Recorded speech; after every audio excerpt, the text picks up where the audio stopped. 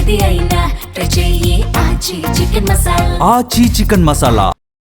KGF లాంటి sensational hit తో box office ని షేక్ చేసిన రాకింగ్ స్టార్ యష్ దాదాపు 4 ఏళ్ల లాంగ్ గ్యాప్ తర్వాత టాక్సిక్ సినిమాతో ప్రేక్షకుల ముందుకు వస్తున్నారు. గీతూ మోహన్ దాస్ దర్శకత్వంలో తెరకెక్కిన ఈ గ్యాంగ్స్టర్ డ్రామాపై అంచనాలు నెక్స్ట్ లెవెల్లో ఉన్నాయి. ఇప్పటి వరకు ఇండియన్ స్క్రీన్ మీద హైయెస్ట్ కలెక్షన్స్ ఉన్న రికార్డ్ని ఈ సినిమా బ్రేక్ చేస్తుంది అనే టాక్ వినిపిస్తోంది. మరి నిజంగానే టాక్సిక్ ఆ రేంజ్ అంచనాల్ని అందుకుంటుందా? 2022లో వచ్చిన కేజీఎఫ్ చాప్టర్ 2 తర్వాత మళ్ళీ సిల్వర్ స్క్రీన్ మీద కనిపించలేదు rocking star Yash. Long gap తర్వాత అనౌన్స్ చేసిన project toxic a fairy tale for grown ups. భారీ కాస్టింగ్, కళ్ళు చెదిరే విజువల్స్, నయనతార, కియారా అద్వానీ లాంటి స్టార్స్ తో ఆగస్టు 26న గ్లోబల్ లెవెల్లో ఆడియన్స్ ముందుకు రాబోతోంది ఈ మూవీ.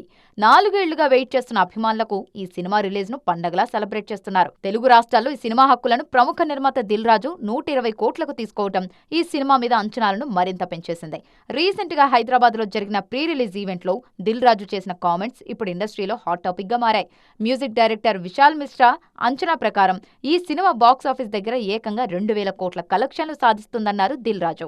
ఈ మధ్య నేను విశాల్ని కలిసినప్పుడు యష్ గారు ఈ సినిమా గురించి విశాల్ ఒక మాట అన్నాడు, రాజు భాయ్ ఏ 2000 करोड़ का फिल्म है, इंडिया में 2000 करोड़ कलेक्ट करेगा.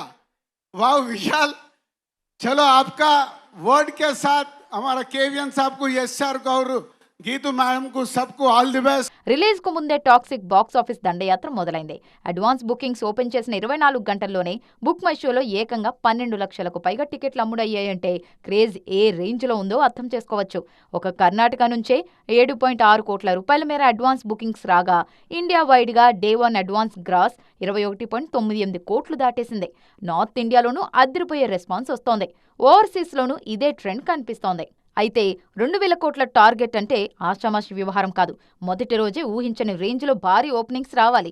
సినిమాకు పాజిటివ్ టాక్ రావడంతో పాటు కంటెంట్ కూడా ఆడియన్స్ కు స్ట్రాంగ్ గా కనెక్ట్ అవ్వాలి.